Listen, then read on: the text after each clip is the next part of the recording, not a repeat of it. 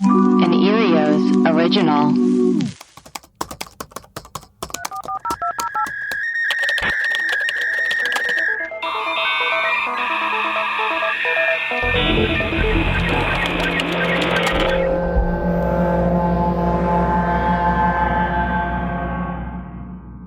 Hello and welcome to Web Crawlers, the podcast where we do a deep dive into some of our favorite unsolved mysteries. Each week we will introduce our topic, lay out our research and findings, reveal some conspiracy theories, and conclude with our own hypothesis. Who knows, we might even solve the case. First, a bit of exciting news. Web Crawlers now has a Patreon. Each dollar will help us continue to create high-quality, well-researched shows with exciting guests for our listeners. Our patrons. Okay, weird. Interesting. I'll also take lessons on how to speak English. Our patrons will receive rewards, bonus episodes, videos, shout outs, and merchandise discounts. We love doing the show so much and would love to accelerate it to the next level. To contribute, please go to patreon.com/webcrawlers. Also, we've been getting some really great reviews. I'm loving these reviews. It's great for the show, and it's great mostly for our self-esteem. So keep writing us reviews. We made it up to number 74 in the comedy podcast. So tight. We're not there anymore, but at some point in time... We already dropped down. We moved from like 174 to like 74. We moved up 100 spots in the charts. In a day. I wonder how we get on the true crime chart. I don't know. I don't know either, but let's try to get on that one too. And our night terrors and sleep paralysis episode was featured on Spotify. Yeah. On Spotify podcast. It was on the front page. Yeah, we were thinking of maybe doing a follow-up episode on that. And I asked my brother, actor Jason Segel, if he wanted to be on it, and he gave a hard no. Oh. So we cool. will not, cool we brother. Will not be, he will not be hearing a follow-up episode with him, but maybe with someone else. Sure. Maybe we can get another celeb who's we had know night a lot terrors. of celebs. We know some celebs. Any celebs have night terrors, reach out. Yeah, reach out to us, DM us, and maybe be on the podcast to talk about your sleep paralysis. Yeah. It's not embarrassing. No, it's fun. It's fun and cool. Do we have any Patreon shout-outs? We do have some new Patreon shout-outs. We have Carrie with a K. We have Gray F. Carrie with a K and an A. Yeah, Kari. Yeah, I like that. I like it that too. I like it. Short and sweet, right to the point. Carrie. Gray F, Bennett W, and Liam M. Yes. Thank you guys for contributing. Thanks, we really guys. appreciate it. Pins, art, private episodes, private videos coming your way. Scoops. Yes, scoops. Inside scoops. Our weird thing of the week is we have some Epstein follow-ups. A lot of the stuff that we dug up, like a week later, started coming up in articles. Yeah, like which is the crazy. marriage thing. Yes. Okay. And by we dug up, I mean Melissa dug up. I mean, we both. Yeah. I hours appreciated I appreciated what you dug up. So I am an accomplice in it. You found that the dentist, Karina, Yes. was married to one of the models who was living in the Epstein apartments. Yes, Jennifer Kalin, who was seen in photos. Yes. And then like a week later, there was an article on The Cut saying that Epstein forced marriages between his girls. Mm-hmm. For some reason. Like visa green card. He wanted the international girls to marry the American girls so they could stay in the U.S. So fucking crazy. So Karina or whatever, and that girl were probably one of Epstein forced. And they said whoever is the Caitlin Doe in the article said they were married in October of 2013, and that's where the marriage record is. That's so it crazy. might be her, or it could be that was just the month he's like, everyone get married. And also, didn't the Jane Doe or whatever say that she was from the Ukraine? Yes. Which is also... This is where Karina's from. It's from Karina's apparently. Apparently. And then another thing was that in Epstein's house, there was a dentist chair found in his bathroom. In like a whole dental setup. So insane. And I was like, oh, well, that's why Karina is the dentist. Her address is the same as like the yacht club in the Virgin Islands, that were the building that Jeffrey Epstein owns. Yeah. And that's why there's no real actual dental practice there, is that she is... Yeah, she practices out of Epstein's house. Yeah. Okay, so the two things that we hypothesize is A, for the sex trafficking, especially if he's sex trafficking low-income young girls, and if they have like a drug addict past, he could be fixing up their teeth because they... Have you ever seen a meth head's teeth? You got meth teeth. They could be fixing up meth teeth. It's a thing. Or even darker, in order to totally like disappear or erase someone's past, you have to change their dental records. Yep. He could just be completely changing their whole dentistry. And that's why he ordered all that cement in that big cement truck. Oh, what? To bury the bodies. What cement truck? He ordered like a ton of cement in this like big truck, like vehicle to like move cement. It was one of the weird things that he bought. Shut the fuck up. I mean, that's could insane. have been for just like straight up construction or whatever, or it could be to bury the bodies. Oh my God, you don't just order cement? No. What? That's crazy. Okay, so yes, definitely Epstein was removing the teeth of women he killed and then burying them under cement. Allegedly. We're not accusing anyone of anything. He's dead. What's he going to do? That's true. Was Ghislaine going to come after us? Well, I believe in ghosts, so. Did you guys? This is producer Maria. Hey guys. Hey, Maria. Can you hear? Can you hear me? You're in my. Can you hear me? Why can't I hear me so good? Anyway, Hear me so Why good. can't they hear me so good?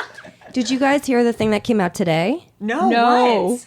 Those, remember when you were reading those like Vanity Fair articles or whatever, and you're like, these are like glowing reviews of Epstein. Yeah. Comes out today that he put a dead cat's head on her doorstep and a bullet. Basically, there's all of these glowing articles that came out about him throughout his career. People are finding out now that he threatened all of these writers. Oh, Yes. that makes sense. A dead cat. Yes, I forgot I had that too. The Head, editor a found- cat's A head. cat head. Yeah, the severed head of a dead cat. Oh my God. Yeah, because he didn't want the rapes of the children revealed. Editor found a bullet outside his home, the severed head of a dead cat. And also Epstein allegedly threatened the unborn children of the editor. Vicky Ward. Yeah, and then also made a huge donation to his or her favorite charity. What the? Yeah. That's evil. Crazy. I mean, that cat head is one thing, but donating to a charity. Yeah, that is fucking insane. Gross. Gross. Yeah. Oh, there's so much stuff coming out about that. We have to just do like an Epstein corner every podcast. Also, there was the weird thing that I sent you guys that in the Ghislaine photo shoot, yeah. that in the back there's a poster for the movie Good Boys. Oh yeah, they reached out to the But yeah, producers and they're like, no, there's no poster there. no, yeah, or they reached out. It was like a bus stop thing, and then they reached out to the people who own the bus stop, the advertising for that bus stop, and they're like, no, it's been a different advertisement on the bus stop currently, and always there's not Good Boys advertising on that bus stop.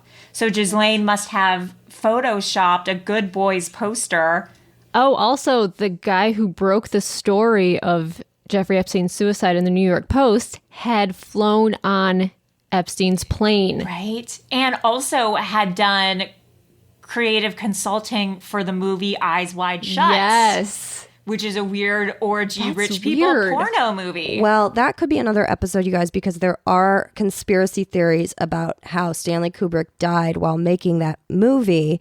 And people were saying he was like feeling fine right before he died. And so the fact that he was getting into this like Illuminati upper crust billionaire club of like sex rituals was enough for people to go, you're out. I actually didn't know Stanley Kubrick had died until just now. I'm so sorry to break the news. Yeah, he died while in the middle of Eyes Like, Wide Shut. Was it? No, Or wait. It something. was What was after. It was after. He was died in the middle of AI. Right. But right. but that was after. Two breaking and controversial subjects: the Illuminati and artificial intelligence. Oh my God. Perhaps related to one another. It's all connected. That's crazy. Well, interesting. I wonder what the Good Boys connection is. I reached out to someone I knew who was affiliated with the movie Good Boys, and they were like, I don't understand what you're saying. Who are you and what are you talking about? And I was like, to be honest, I don't really know, and you never should have given me your number. I'm really sorry that I'm reaching out about this. Have a good day. It took him like 3 days to respond, and he was like, what are you implying? And I was like, I don't know, never mind. Sorry. Hope you're having a good weekend. Listen to my podcast. Yeah. Like it's never mind. Okay, here. I'm just gonna give you this article. To me, the most interesting thing, though, is this Good Boys poster. Okay. Behind Maxwell can be seen a bus shelter displaying an ad for the movie Good Boys, which opened in the U.S. this past Friday. In case you don't know, Good Boys is that movie starring Jacob Tremblay. Who is Jacob Tremblay?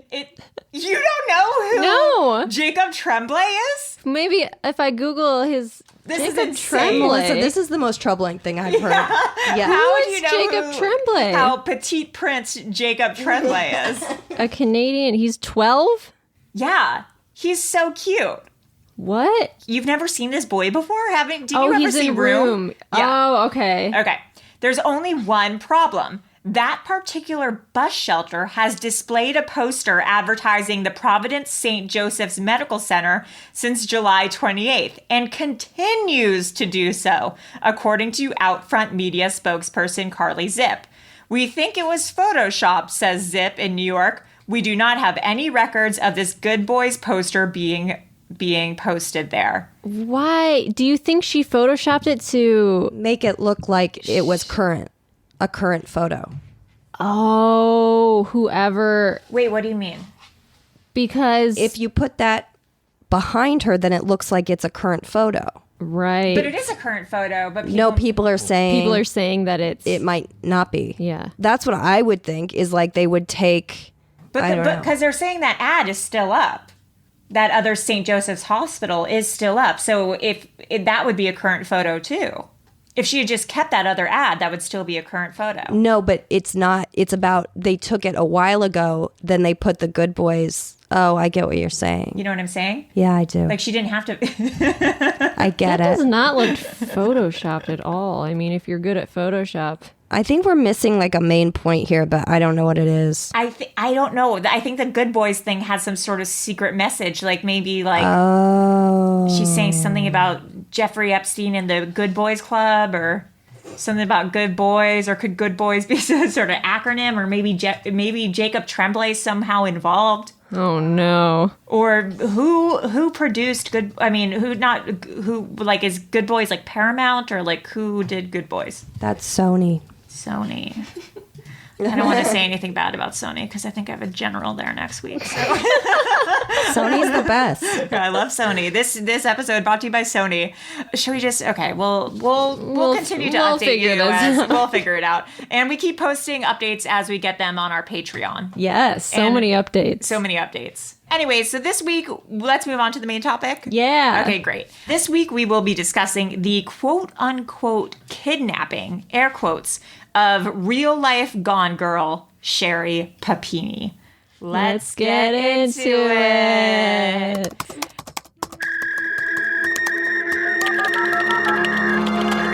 Keith Papini reported his wife, Sherri, as a missing person with suspicious circumstances.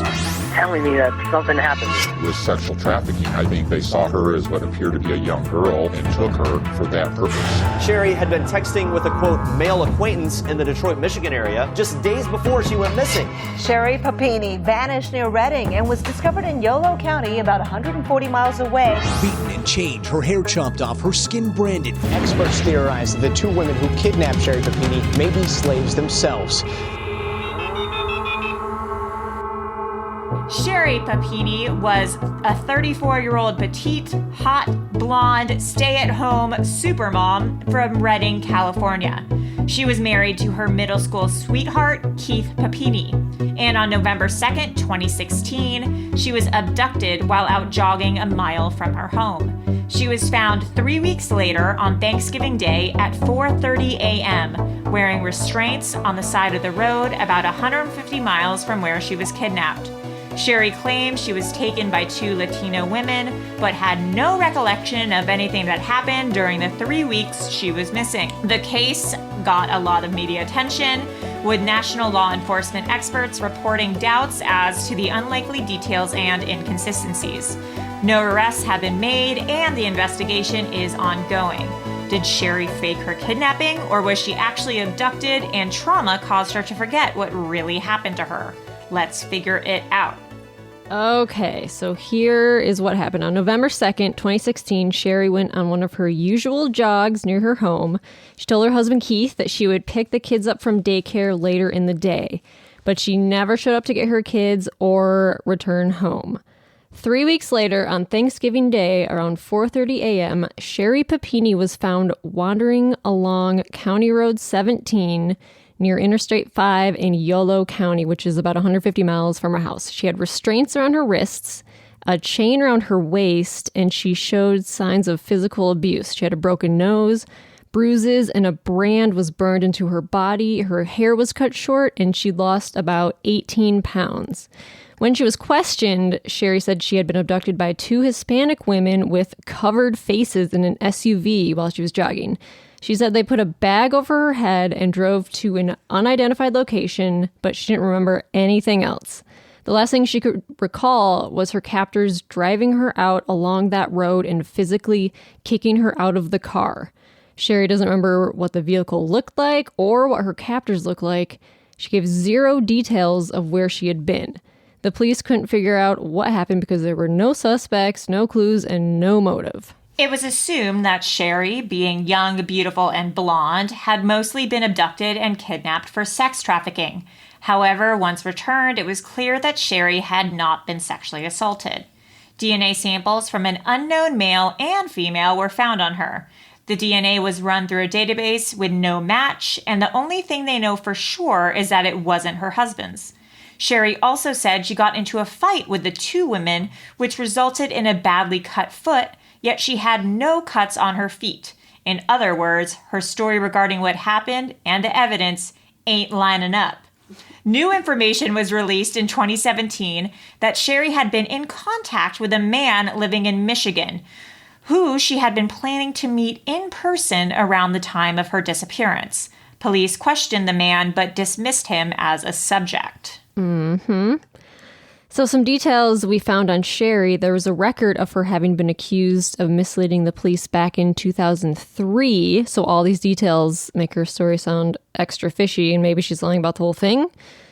There's a lot of cracks in the story that, along with the lack of clear memories and the strange circumstances of the abduction, have led to the notion that Sherri maybe knows perhaps more than she's letting on, and that maybe she's even lying about the whole thing. But she has since become a recluse and refuses to take interviews or elaborate more on the details. There's a lot of theories out there. Some people think she decided to leave her family and then had a change of heart. Another idea was that Sherri was trying to instigate a war between whites and Latinos on some racist agenda. Yes, that is actually a theory. Okay, let's go through this timeline. So, November 2nd, she dropped her kids off the daycare at 8 a.m. She last texted her husband Keith at 10:30 a.m.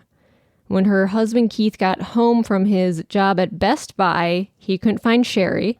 She and the kids were usually home by this time, but when he wasn't greeted at the door by his family, he was concerned. He used the Find My iPhone app to locate her cell phone about a mile from their home. I had something to say about this. So I thought it was weird that he immediately used the Find My Phone app to locate Sherri instead of just calling or texting her. Yeah. Like, if you came home from work and your wife and your kids were out, wouldn't you just be like, oh, they're probably shopping or at the grocery store or getting ice cream? I'll shoot my wife a text or a phone call. Why would you immediately be like, oh, I'm going to track my wife on GPS? So, yeah, I had a theory about that, is that maybe this had happened before. Maybe he suspected her of cheating and was like, where is she now? Let me find my iPhone her, instead of calling her to, like... That's a good... I don't know. Yeah, maybe. To blow up her spot. Maybe. Blow up her spot, yeah.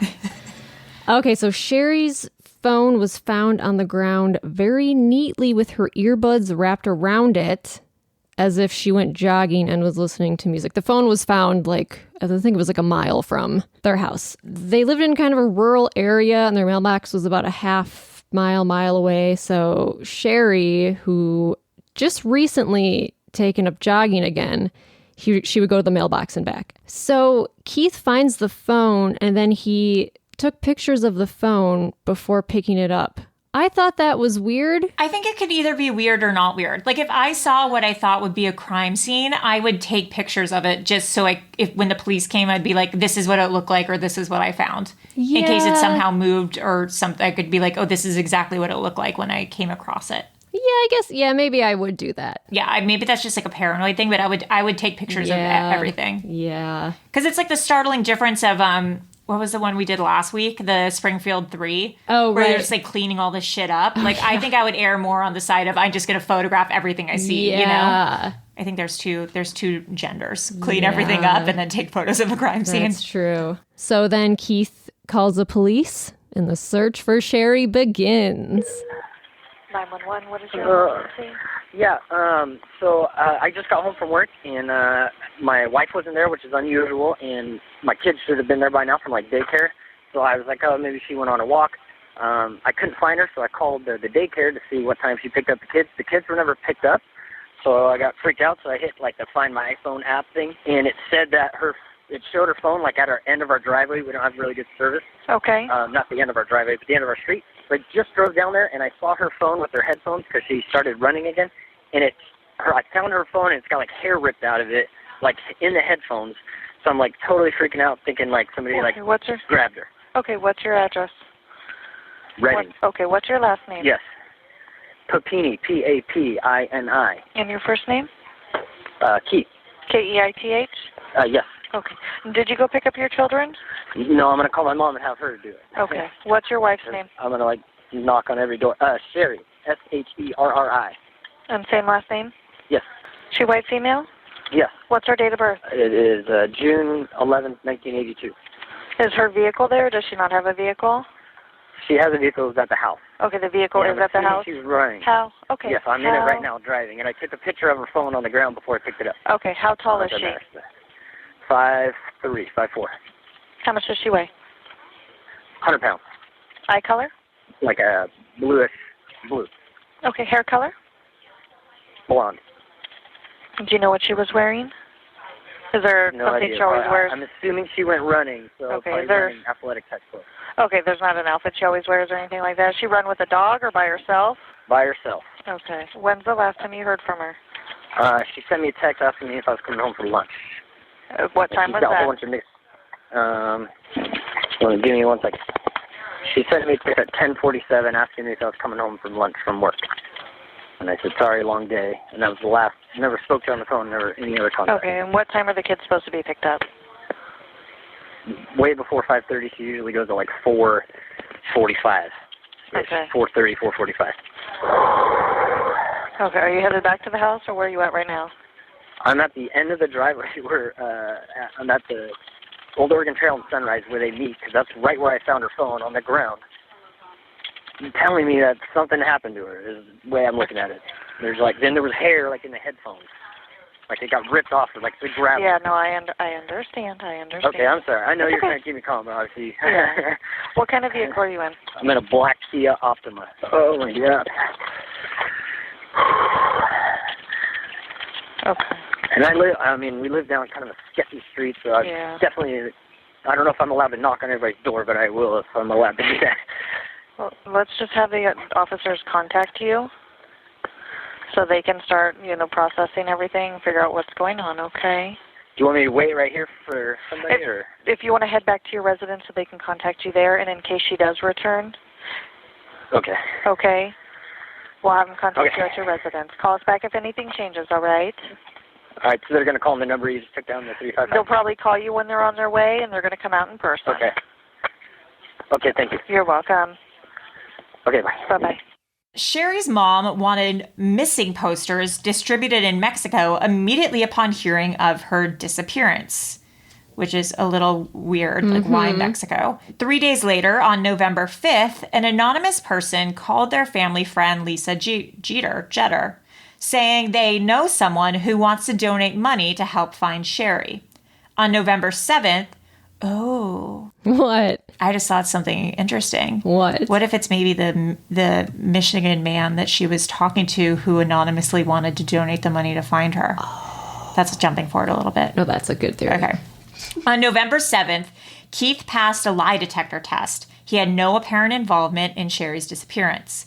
On November 9th, 2 detectives flew to Detroit to interview a Michigan man who might have knowledge about Sherri, but they determined he had nothing to do with it.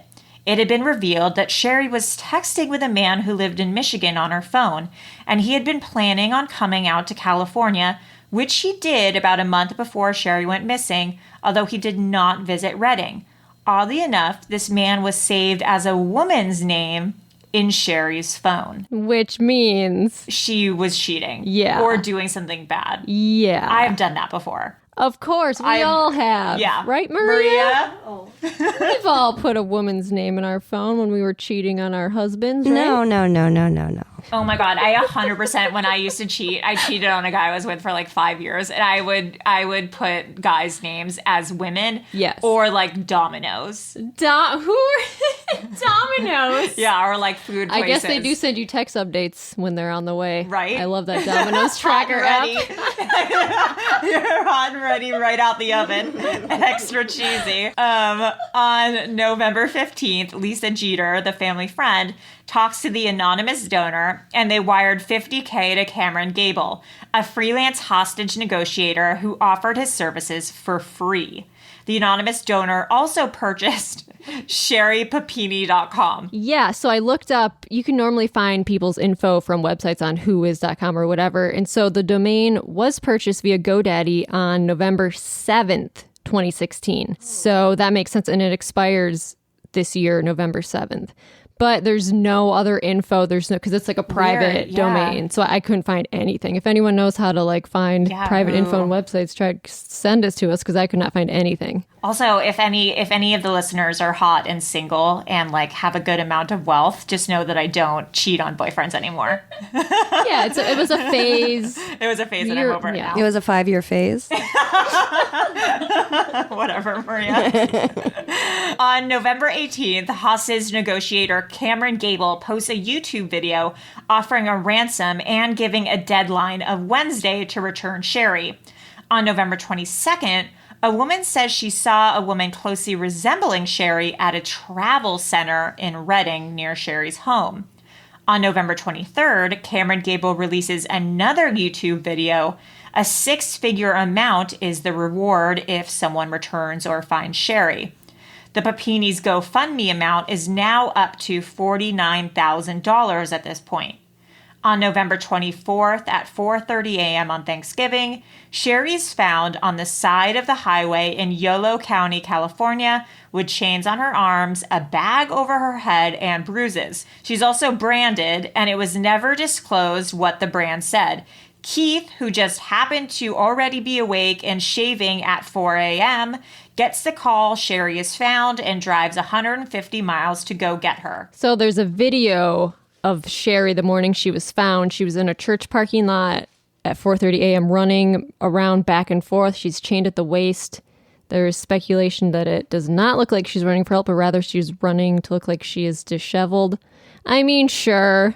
It's just like there's a conspiracy that she faked it herself, and that like she's just running around the church parking lot to look like she's been through shit and has been running away. Bag over her head. You can see the video. We'll put it on our Instagram. There, you can kind of tell. It's really faint. Yeah. It's black and white. You can see her. You can see someone running like super fast one way and then super fast the other way. And she supposedly has a bag over her head, I guess, but like how she's running so fast. I mean, I guess if you're just dropped off on the side of the road, you just are running. I don't know. Yeah, I don't know. So when she returned, she weighed 87 pounds, down from her usual 100. A brand was seared into her skin. Her hair was cut off to shoulder length. It wasn't completely chopped off. Like everyone was like, "Oh, her beautiful blonde locks are chopped." It was only cut off to she had a bob. Yeah, she had a bob. She went from long to bob. Yeah. She went to the hospital, but was released less than 12 hours later with minor injuries. They didn't keep her for observation for 24 hours. Another weird thing about the hair, if it was just a plain kidnapping, Usually I read that, like, if they're going to try to humiliate you or torment you, they'll cut your hair all the way off or buzz it or do it choppy. And if it's sex trafficking, typically they'd want to keep your hair in somewhat an attractive state so that they can or sell you or keep you attractive to, like men that they're trying to. That makes sense. Pawn you off to. So I don't know. It's just bizarre. Who knows? So when the cops interviewed Sherri, she said 2 Latino women in a dark SUV kidnapped her around noon while she was out jogging and drove her 2 hours. She said that she wasn't sexually abused, but male DNA was found on her clothing. She gave them a description of the 2 kidnappers. Another odd detail is that after they returned, she and Keith hired publicist Nicole Wool, who's like a famous Hollywood publicist. Weird. Yeah, we'll get into that later.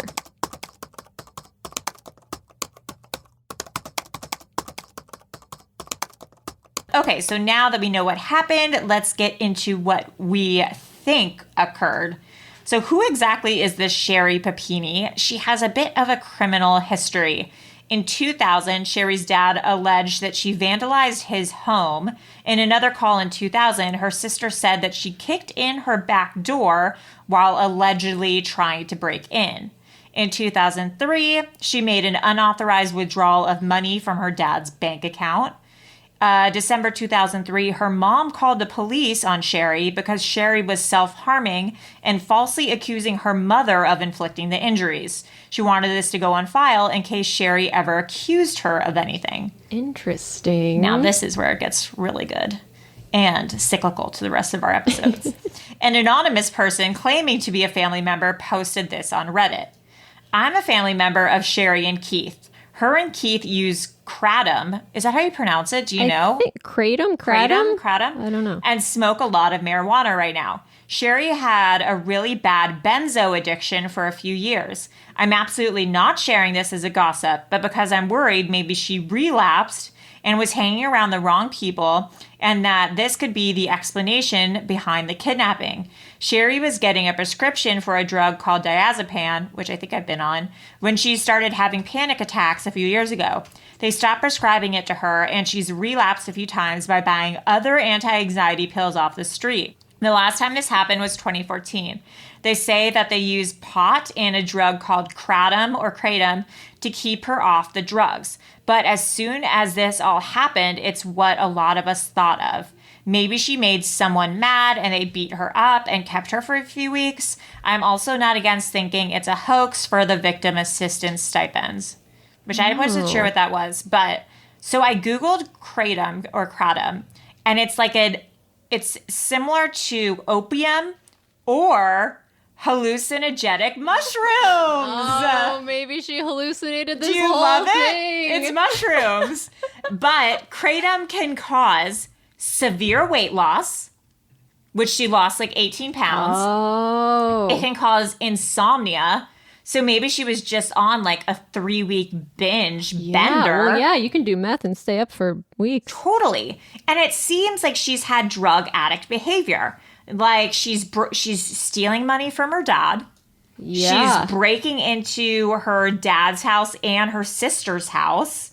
That's irregular behavior. She's self-harming and blaming it on other people. Also weird addict behavior, manic addict behavior. So perhaps she was trying to steal money for drugs, breaking into her parents' house and her sister's house to get stuff and then sell it for drug money. If she has a history of drug habits. Also, Redding, I think, has a huge meth population. Is Redding is the Central Valley, or is that more north? Redding is big for meth. I mean, meth is everywhere. Oh, I also read that she used to trim marijuana as one of her jobs. I'm on Quora.com. How bad is Redding, California's drug problem? It has been apparent that there is a meth problem, but personally, after more than 4 years here, I have not done meth yet. Cool. You don't need to post about that. Very bad. A lot of meth and heroin circulated, which is why I'm moving away. I'd say the homeless problem is almost as equal as the drugs. I think it's fair to say that maybe she has a drug problem that she was trying to kick, And if she and her husband are doing this weird kratom stuff, Yeah. she could have one night done too much, started hallucinating, left, gone on a drug binge with some unsavory types, perhaps men who were beating her up or restraining her, stuff like that. Or maybe she started attacking other people and they restrained her because she was being crazy. And then after a few weeks of severe weight loss, maybe she started detoxing and then came back. Her drug high was gone and she was like, I need to get back to my home. Time to get back to my home. Anyways, I'll follow up more than this in a bit, but you can move on to the next thing. So there's this weird post from 2003 that was dug up on skinheads.com. Great website, and also one of our sponsors. Sponsored by skinheads.com. Okay, so this post from 2003, it was written by Sherri Graeff, Graeff, which is her maiden name. And it is a post where she writes about how Hispanics beat her up in high school because she was a nice white girl who doesn't do drugs. Okay, so the post says, I grew up in a small country town, Shasta Lake. My school was predominantly white. It was a small enough town that everyone pretty much knew each other. I was a really good athlete. My dad had a reputation for being my biggest fan, but also for standing up against Latinos. He even was kicked out of the stands for getting in fights and defending himself when the Latinos would call him a Nazi. Seems that our simply being of German descent was a constant irritant to them. I would get into fights too. I used to come home in tears because I was getting suspended from school all the time for defending myself against Latinos. The chief problem was that I was drug-free, white, and proud of my blood and heritage. This really irked a group of Latino girls which would constantly rag and attack me. One night at my volleyball game, my homecoming game, I spotted this gang of Latinos sitting behind my father. As the game was coming to an end, I kept seeing my dad snap around and look behind him. Then I caught, out of the corner of my eye, those little devils throwing ice at my dad and mocking him by raising their hands in the air as if they were saluting Hitler. After the game was over, we shook hands with the other team. I walked up the bleachers towards my dad. When he turned around, I told the Latinos nicely, actually, to quit their acting up. Then one of them called me Hitler, unleashed a barrage of profanity against me and my dad, and took a swipe at me. That really teed me off. I lunged back at her, slamming her head between the bleachers and pounding her face. It took 3 full-size women to pull me off of her. I broke her nose and split her eyebrow. After they got out of the game, I had to deal with the cops and such.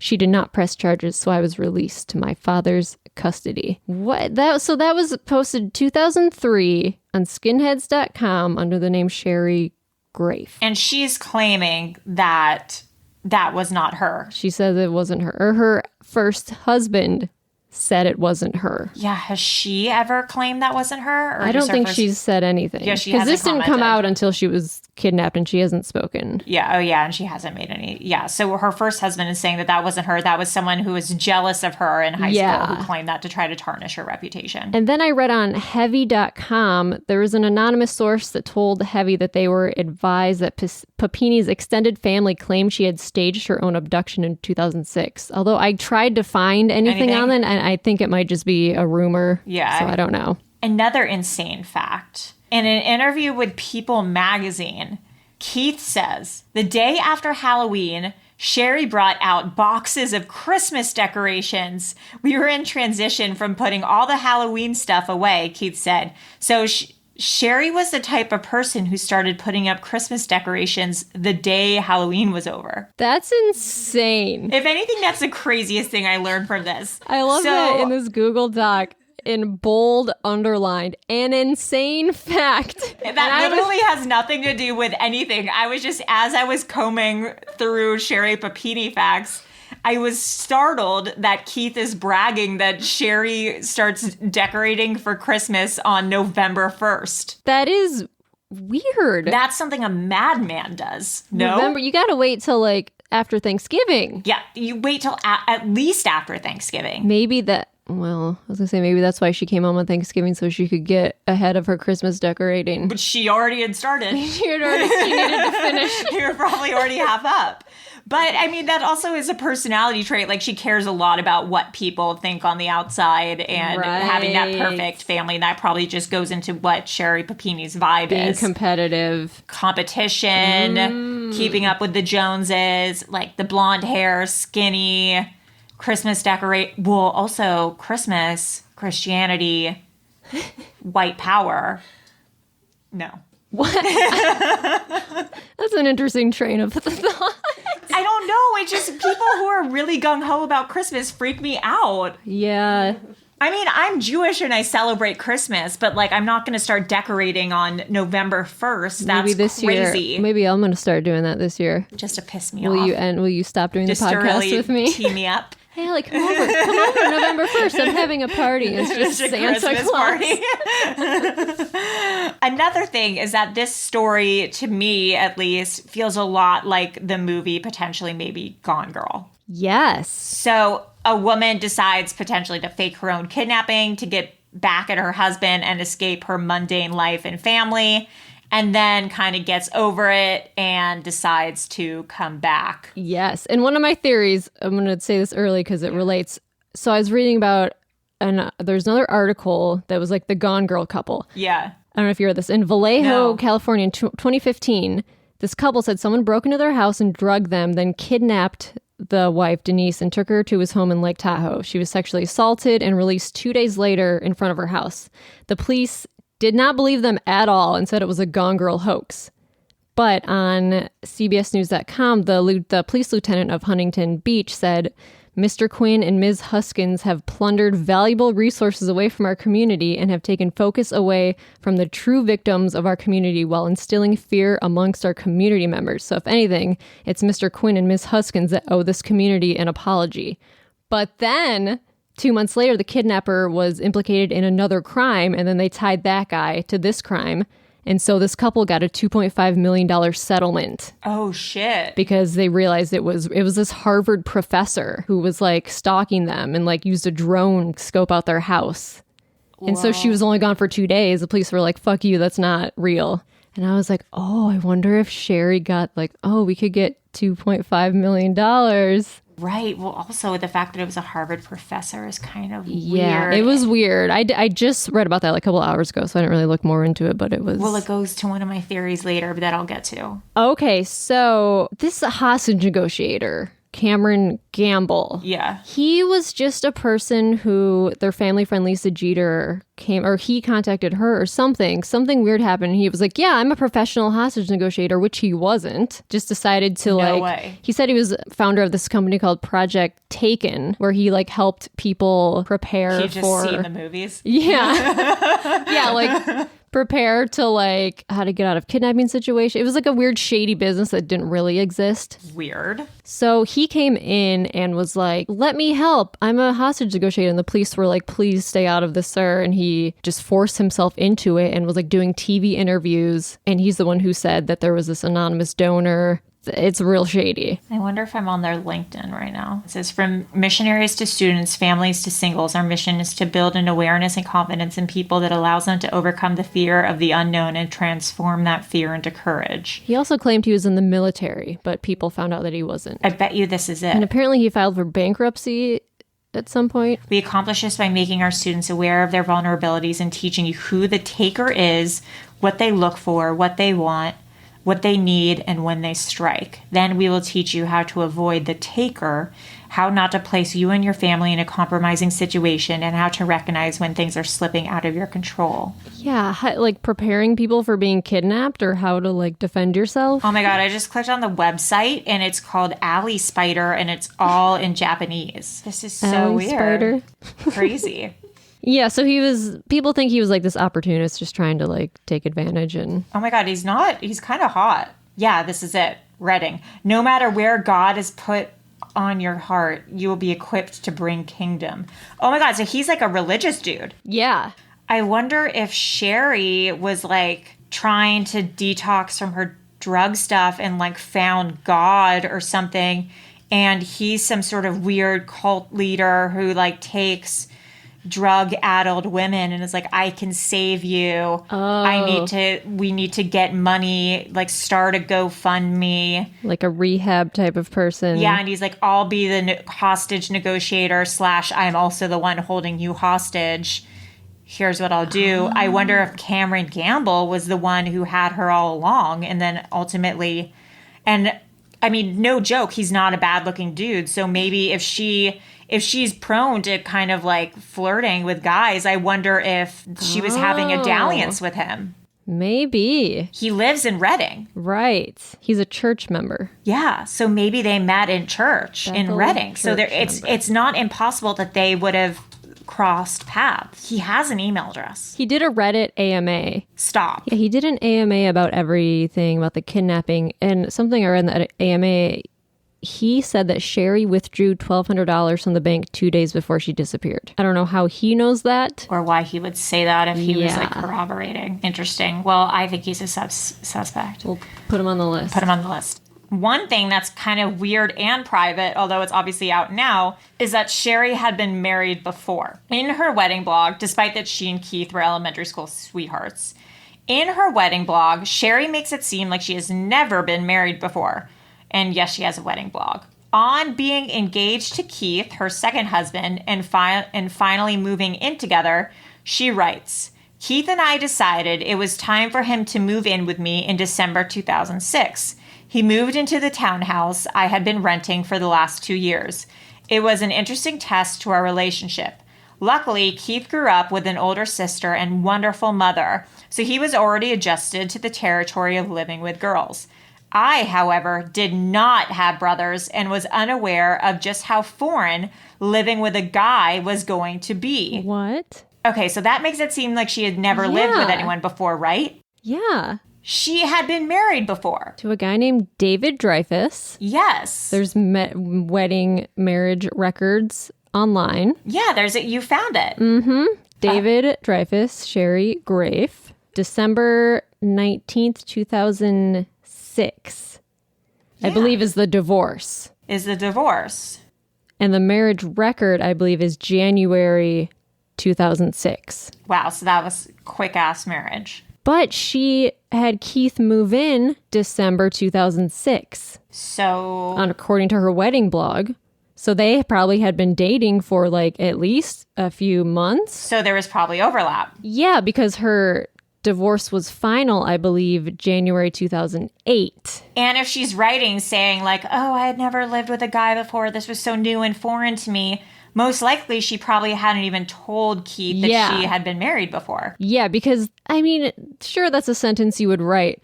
But if you're also trying to make it seem like you've never been married before. Right. Maybe that's something you write, like, I've never lived with a guy. But yeah, I doubt she told Keith. Yeah, it doesn't seem like she told Keith. Also, why was it her marriage and divorce license is in Hawaii? Yeah, Why? Well, I read an article about her like moving back to Reading, or when she moved back to Reading. I couldn't find where she was living, but I believe this guy may have lived in Hawaii at some point. So she lived in Hawai and then moved back to Reading. Yeah. You know what we call that? A geographic, when you're running away from yourself. Yep. But wherever you go, there you are. There is what you they are. Say. Okay, the text with another guy. So the Michigan man who she had been texting with and saving under a different name, the guy on her phone who she'd been texting with, she saved his name under a woman's name. So clearly she has a weird past with guys. She was secretly married, divorced in 2006, but already had moved on in 2006 with her new husband, Keith. And now she is texting with this quote unquote Michigan man who is under a woman's name in her phone. This Reddit thread hypothesizes that Michigan man is a doctor in Michigan who was coming into town in California for a medical conference in San Francisco, which is correlated around like the same time. Like there was a medical conference in San Francisco about like a month before Sherri's disappearance, etc. So they're hypothesizing on this Reddit thread, and we'll post it somewhere like on Patreon. The Papinis. The Papinis Reddit. Yeah. That maybe Sherri was talking to this doctor dude to get meds from him. Right. Yeah. So maybe this doctor guy was just some guy that she was like using sexually, like exchanging sex for meds. Yes. Crazy. Yes. I was like, do you have a follow-up, or are you just I have a super screenshot agreeing with me? that I almost sent you a couple times while we were discussing this. I was like, no, I gotta save it. I gotta save it for the show. Okay, share. Okay. You're so excited. You're And like winded. I'm very excited about this screenshot. Okay. So this Twitter woman at BBW Sophia Rose, she is like a big cam girl, like big in the porn world. Hot. She tweeted on November 6th, 2016, amidst Sherri's disappearance. She retweeted a story about Sherri. She said, I've known her for over 10 years. Please share an RT. Story made national news today. So this girl has known Sherri for 10 years, a webcam girl. And I was like, what if Sherri is in the webcam world? Holy moly. Yeah, and this, whoever kidnapped her, was someone she met IRL in real life. Oh my God. That's not a bad idea. Because this woman, obviously, Sophia Rose, she's using a fake name, so it's really hard to like track where she is from, if she's went to school with Sherri.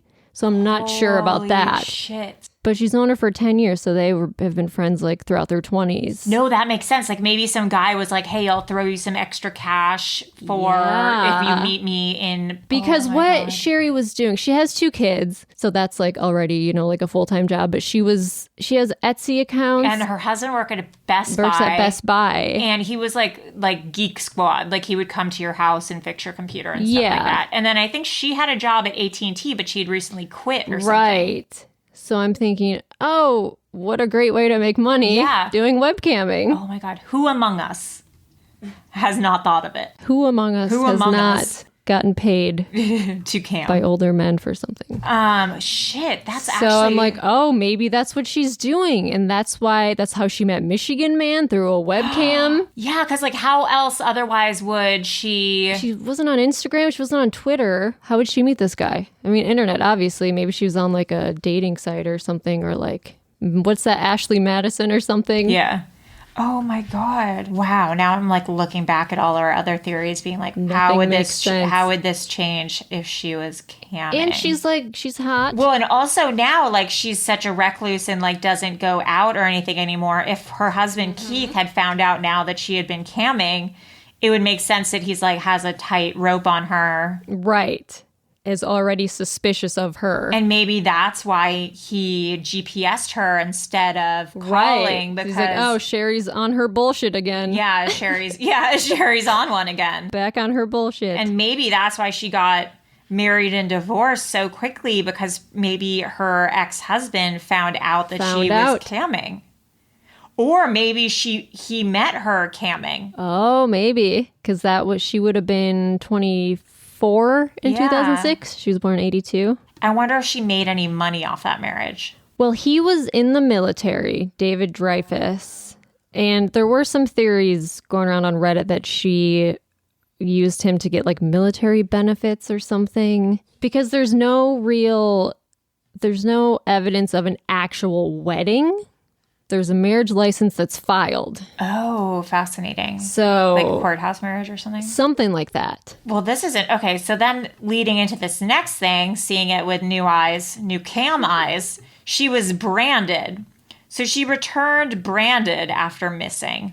There's some different speculation on the branding. I've read that she was branded on her shoulder, and then I've also read that it's not disclosed where she was branded, and they've never said what was branded on her. Right. So some Reddit threads say, okay, if you want to go the timeline that she's like a white supremacist, some say that there is a swastika branded onto her. Then I've also read that the word MILF was branded into her. I read that too. Yeah. Some random person was like, I saw her and it says MILF. MILF. I'm like, okay. I mean, that's possible. Yeah, maybe.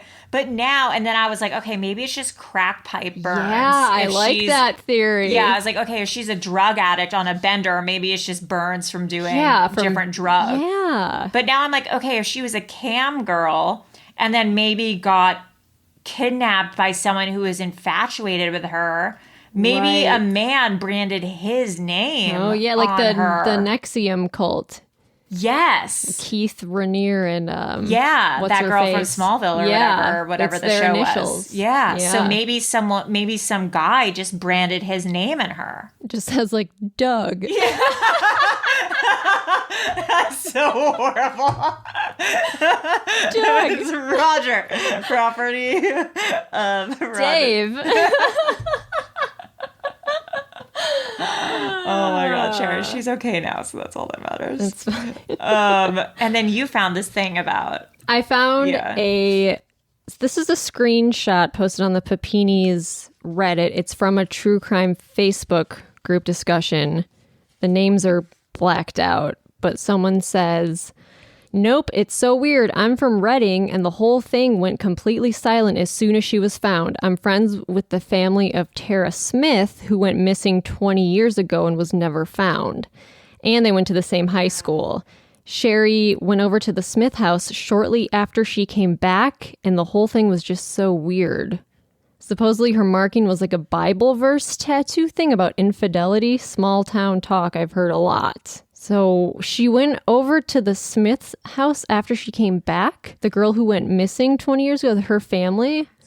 Why would she do that? I read also that Sherri was so competitive that it was like, oh, this girl from my high school got kidnapped. Like, I'm going to get kidnapped too. Or also that she potentially just got the idea of staging her own kidnapping from this. Yeah. This person also wrote, "Shortly after she came home, the UPS driver that delivers to my dad's work took a package to where they were staying, the Papinis.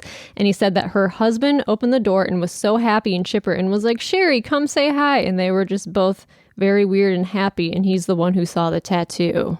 The UPS driver." Well, I wonder if a tattoo and a branding is the same thing. Like, she could have just gotten a tattoo, or maybe always had a tattoo that no one saw, or maybe someone legitimately tattooed her. Maybe Cameron Gamble, Christian cult leader or whatever, branded her by tattooing something about infidelity on her. Oh, that like the Bible verse. A Bible verse. And while she was like trying to detox, because it was just some weird Christian detox program where she was kidnapped from, and Keith and the Papinis didn't want everyone to know that she was such a bad drug addict. So they staged a kidnapping. But Keith passed the lie detector test. Yeah, I mean, lie detector tests are... I'm kind of shocked they're still used. Yeah, I don't think they're not... Aren't they always, like, admissible in court? Yeah, I think they're admissible in court. Okay, so our final and best theory is... I found this on a Reddit board. Why it's obvious to me that Sherri Papini was abducted by aliens from outer space. Oh, here we go. Here we go. This disappearance has all the markings of aliens' abductions, point by point. This is by a woman named Greenie_cat. 1. No footprints or tire marks at the point of abduction. Nobody saw anything. Obviously, that means a spaceship, and it must have been invisible. 2. Sherri cannot describe her abductors. She didn't see, hear, or smell anything. That's obvious because the aliens erased her memories. 3. Nobody is advocating for catching the abductors because obviously Sherri knows that's not possible. The sheriff's department doesn't even have spaceships. Smiley face. Next, police can't find any real evidence of abductors. DNA, fingerprints, trace evidence, etc. Obviously, because aliens don't leave fingerprints. Smiley face. What are these smiley faces? I don't know. This person's nuts. I love it. There were no real injuries. Well, aliens don't really need to injure a human badly in order to study him or her. Just rough him up a little. Smiley face.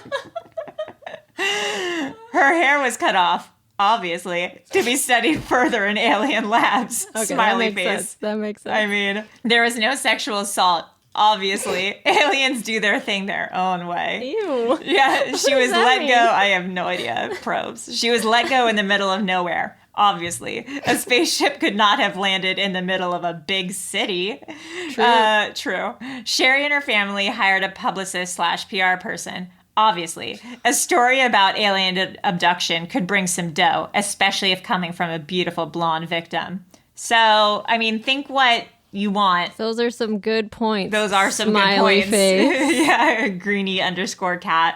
I also wrote, I forgot I wrote this theory. Yeah. My theory is that she was on her drug bender and she was getting prescription drugs from the doctor in Michigan, and then they found him by his name being on the pill bottles. Ooh. Yeah. That makes sense. Yeah. Yeah. Well, he is somehow involved, obviously. Yeah. By the way, that house is owned by Keith's parents and was gifted to Sherri and Keith. So that's another weird thing. They never had to pay for that house. Right. It's just theirs. And yeah. Did you guys mention the GoFundMe? Yeah, it went up to $50,000. Yeah. I mean, I would think that it was like a way to get money. It's like, it reminds me a lot, just, I'm looking at it from a very cynical perspective. And of course, this could be very real, but it reminds me of Balloon Boy. Oh my God, Balloon Boy. What's Balloon Boy? You don't know what Balloon Boy is? Balloon Boy's Wasn't great. that a movie with Jake Gyllenhaal? No, that's Bubble Boy.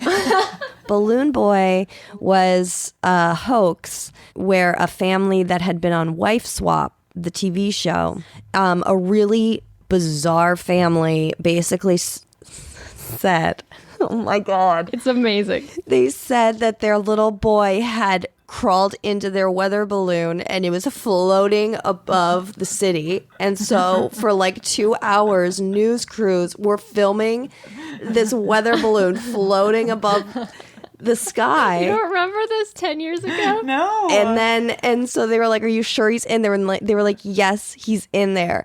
So then they find the little boy in like the attic, right? Oh no. And they were like, so then the family goes on this whole press tour thing. And they were like, we didn't know. You're going to die. Do you remember hearing the little kid? Yes. Wait, I have to pull this up and just show you. This is, and then, okay, so. We got to show the video of what the little kid said. And then what he does. Yeah. It's so good. Okay, anyway, I'll show that to you after. But it reminds me a lot of Balloon Boy in the sense of like wanting something. And so doing this type of thing to either get attention, to get money, or, the fact that there was that other girl that got abducted that she went to school with, being able to pull from that and go like, oh, I can do this thing that I know about. Right.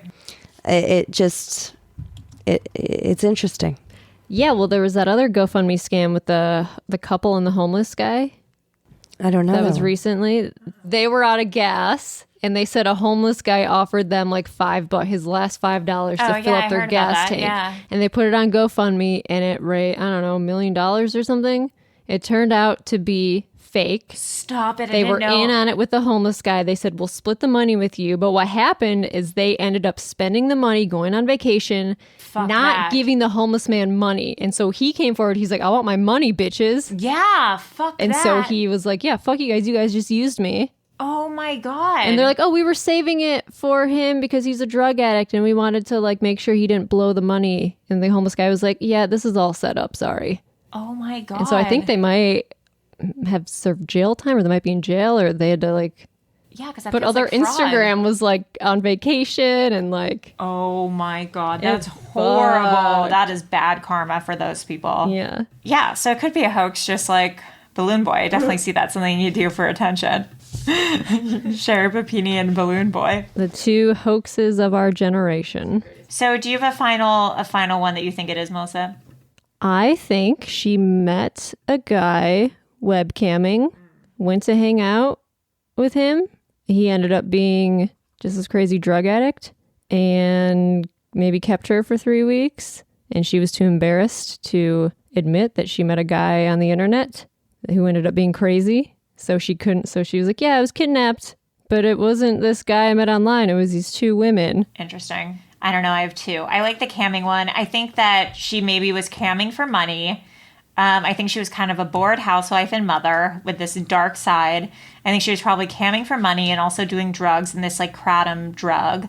I think that she was getting prescription drugs from this Michigan guy. She probably was talking to a lot of dudes. I think she probably went on a bender with some of her secret drug friends. And then I think it probably got out of control. I think she probably cut her own hair and stuff, and she has a history of self-harm. Right. So maybe she was giving her own bruises and stuff like that. I think she probably started attacking the people she was with, so they started restraining her. And then eventually she started coming down. I think she wanted to detox, stuff like that. She was probably having an affair with one of the guys. Then maybe this Cameron Gamble guy knows Keith or something, or maybe even knows Sherri, and is like, I'll act as a quote unquote hostage negotiator. I can also help Sherri detox. I have this, program where I help people. I'm part of the church. We just need to get some money. Let's set up a GoFundMe, blah, blah, blah. And then eventually she comes home after she's detoxed and skinny and all that kind of stuff. And now they are in their recluses and in hiding because they're embarrassed about everything that happened and how it kind of exploded into a media frenzy. If you were kidnapped and you were found 3 weeks later, would you talk to the media, or would you be like, fuck everything? I think I'd be embarrassed. Like, I don't like attention though, so I think I'd be like, I'd just make it go away. Because Sherri, according to her history, we think she likes attention. Yeah, she does like attention. So why wouldn't she go on? But maybe she only likes positive attention though. Maybe she's afraid of what will come to light if she does give. Yeah. She hired that Hollywood publicist though. What did they tell her to do? Oh, yeah. Like, what was there? What did they do? I mean, it could be like that she was like, you have to wait this out like a couple years before you even come forward if you want to make the most money or something like that. I am on the Papini subreddit, and it says, I think that Nicole's involvement was short-lived. As far as I know, she only made that one comment after the media got those old police reports and published them. And the comment was, Sherri Papini and her family are the very recent victims of an extremely violent crime that has painfully and dramatically changed the course of their lives forever. It is shameful that a media outlet would intentionally exploit Sherri and Keith Papini and their young children's trauma for the sole purpose of clickbait and selling papers. The statement continues, this newspaper's decision to aggressively seek out and publish unsubstantiated online activity and distort phone conversations from 16 years ago is victim blaming at its most egregious. It is our hope that the media will honor their privacy as they work through this difficult time.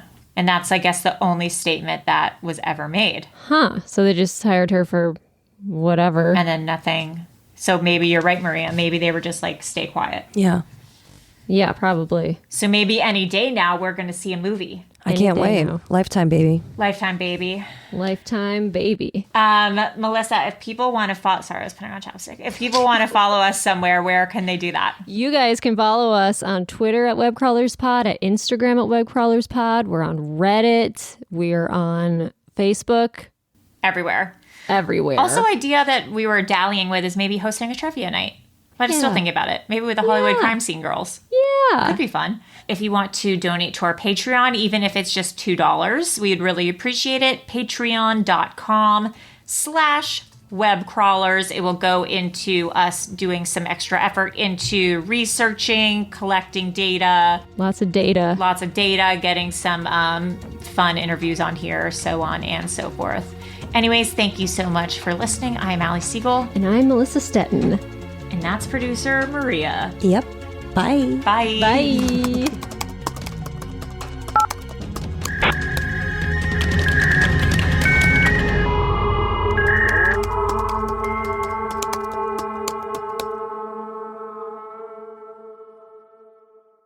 An Erios original.